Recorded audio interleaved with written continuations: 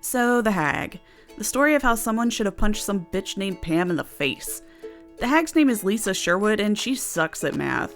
So she decides to go rummaging through her grandma's shit because she's got some magic crap in her drawers. Her grandma was like, "Don't go through my shit," and Lisa's like, "You can't tell me what to do," and takes the symbols and starts writing them all over the damn place because fuck math.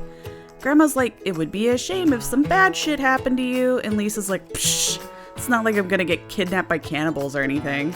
Whatever, I'm on board. Lisa starts passing math and her friend Pam is like, "I'd rather deep throat some rusty scissors than have to study or do actual work," and grabs Lisa's notebook and starts copying her little charms. Lisa's like, "Man, you do that and bad shit might happen to you." And since Pam has the vocab skills of a boomer, she's like, "That shit's a bunch of malarkey. Also, I need to pass English because malarkey just isn't cutting it."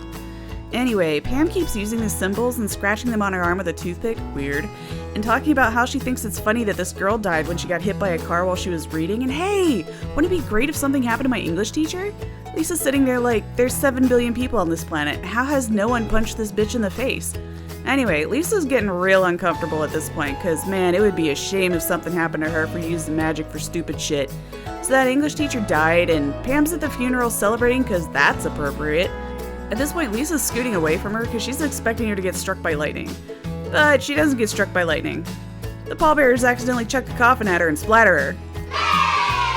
Anyway, Lisa got kidnapped by cannibals, so some unspeakable horrors happen in the basement, as expected, and Lisa's become Grandma Cannibal's favorite delicacy. She's down there a long time and starts rotting and eventually gets out of her chains, but she's way too weak to do anything other than draw a symbol. So the entity's been creeping on Lisa is like, "Hey, baby, wanna kill some people like they killed you?" And Lisa's like, "Fuck yes I do, but can I still draw all these symbols that my grandma told me not to use?" The entity's like, "Hell yeah, she can't tell you what to do." From that point forward, Lisa and the entity were murder buddies. They mowed down those cannibals and ate them like peanuts at a baseball game before piecing out to the entity's murder mansion in the sky. Long story short, the entity gave her a crown during the 4th year anniversary because Lisa's its biggest fan, and they both have claws because they're also besties. So yeah, hag lore. Plain and simple.